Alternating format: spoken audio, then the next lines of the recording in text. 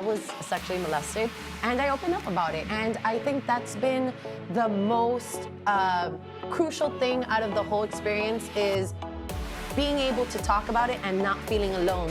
All right, so in some sad news, like we just said, Riverdale star Camila Mendes is opening up in the October issue of Women's Health magazine about a terrifying time she experienced while in college. Now, Camila explains in the mag that she got a tattoo that says "to build a home" that she has inked over her rib cage after her freshman year at New York University's Tisch School of Arts.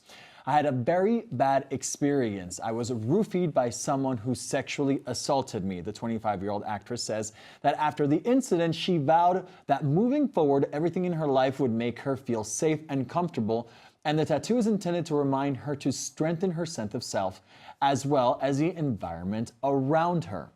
So, obviously very important message there, very important tattoo for her, right? But, are there any bad experiences that you've lived through that, in hindsight actually helped you grow, as we're seeing with Camila? This is obviously something very traumatic that she's, obviously moved on from.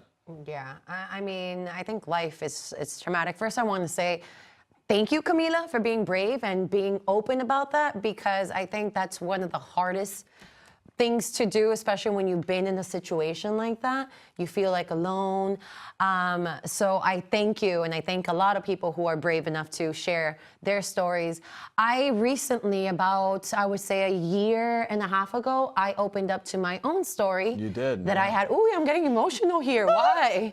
Oof. No crying, no crying. No crying. Well, it's a tough subject. Ooh. It's a tough subject. But it was a really tough moment in my life when I was younger. I was sexually molested, and I opened up about it. And I think that's been the most crucial thing out of the whole experience is being able to talk about it and not feeling alone. Because in those moments, you feel like, wow, you feel gross, you feel like it's your fault, you don't know where to think. And opening up really let me be free from it. Right. And I am the woman who I am today because of that experience. So I'm not saying I'm proud of it, but I'm proud of the woman I am.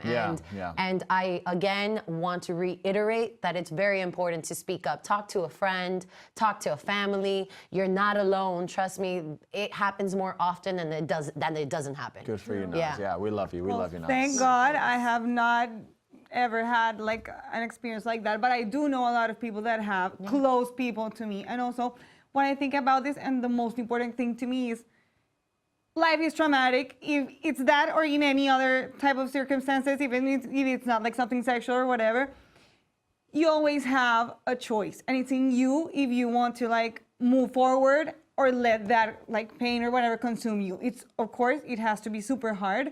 But I feel like people like her, like Camila, and like you, that are brave to just like talk about it and then move on. I'm wowed by this. Of course, of course. And I find this to be very important in Camila's case, because we've heard a lot of actresses, come out with the Me Too movement, but it's with a world famous comedian or, one of the top producers, Oscar nominated directors, all that stuff that sort of maybe, even though the topic is general, but in this specific instances, like it could be very specific to moments where you're like, well, I'll never be face to face with, someone that big or a director that famous. Yeah. But in this case with Camila, it happened in college, right?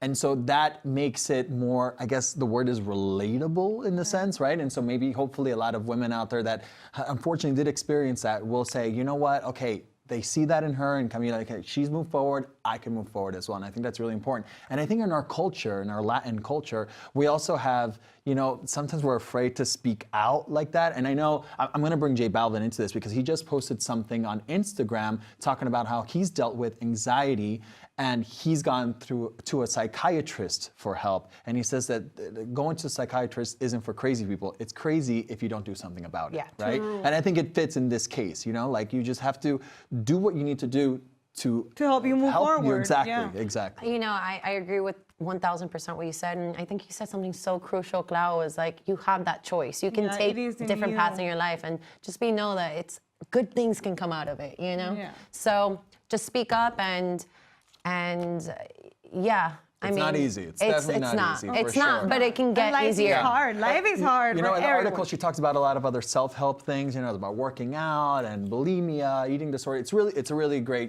great article about that. So good on you, Camila. Yes. All right, so for free confidential help, call the National Sexual Assault Hotline at 1-800-656-4673. Important to share that information as well for anyone that may need it. Hey, if you like getting the top entertainment stories through the Latin lens, then subscribe. We talk everything from Rosalia to Beyonce. All the things. All the things. Press Subscribe. that button. Press it.